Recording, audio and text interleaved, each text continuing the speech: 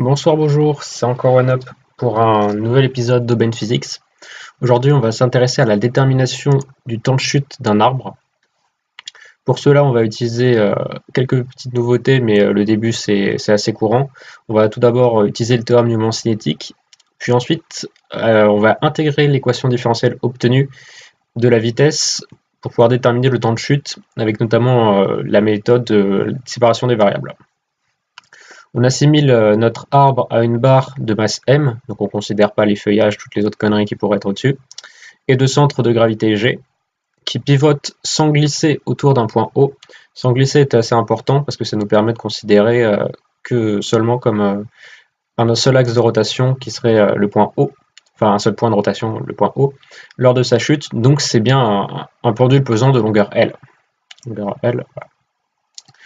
On fait tout d'abord un bilan des forces qui s'exercent sur notre arbre. Donc évidemment il y a le poids P qui s'exerce au centre d'inertie G, qui possède un moment m selon 0 de P est égal à la force soit le bras de levier de cette force, comme fois le vecteur unitaire uz, comme d'habitude. Donc la force c'est bien mg, et pour le bras de levier il faut faire attention, on considère bien que g est à la moitié de notre barre, qui est donc de répartition des masses uniforme, donc L sur 2, et on voit bien que si on prolonge P, le projeté orthogonal de O, si on voit bien que la distance entre O et P, elle est de L sur 2 sinus θ. Donc on a bien notre expression du moment, on fait bien attention à le définir positif, étant donné que P tend à faire tourner notre arbre dans le sens positif.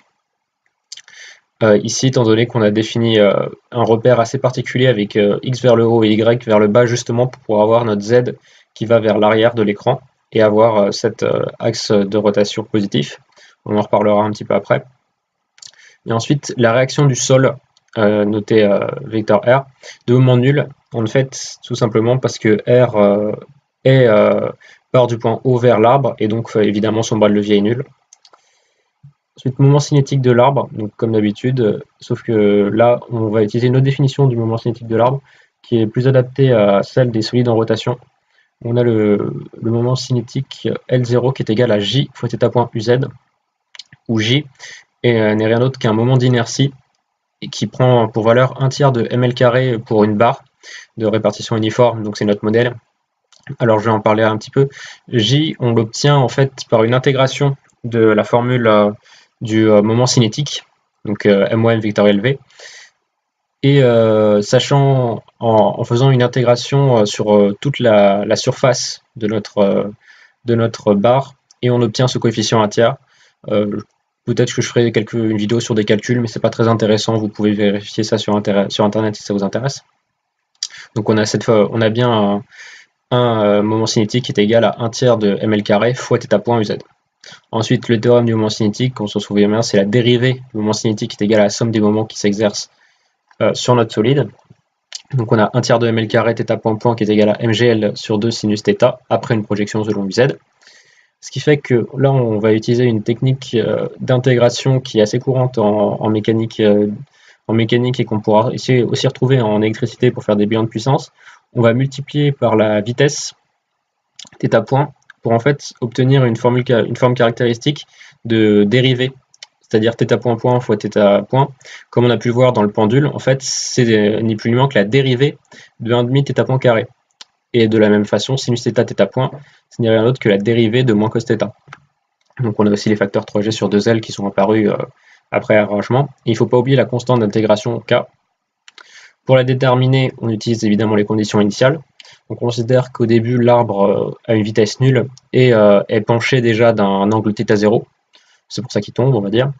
Ce qui fait qu'on annule ce terme-là et on a θ0, ce qui nous permet d'avoir k, qui n'est autre que 3g sur L cos θ0, d'où l'équation différentielle vérifiée par θ, donc θ carré est égal à 3g sur L fois la différence des cosinus. Et là, on voit bien l'intérêt de notre choix d'orientation qui peut paraître bizarre au départ, parce qu'en fait, cos θ étant négative, ça signifie que si on prend une chute comme cela, il faut vérifier cos θ0 supérieur à cos θ tout le temps, Sinon, on aurait un carré qui serait négatif, donc forcément, on n'a pas envie d'avoir ça. Donc, on était obligé d'avoir un sens positif dans ce sens-là et pas dans l'autre, ce qu'on aurait eu si on avait mis x sur les abscisses et y sur les ordonnées. Donc, faut faire attention, faut avoir réfléchi à ça avant de faire ces axes.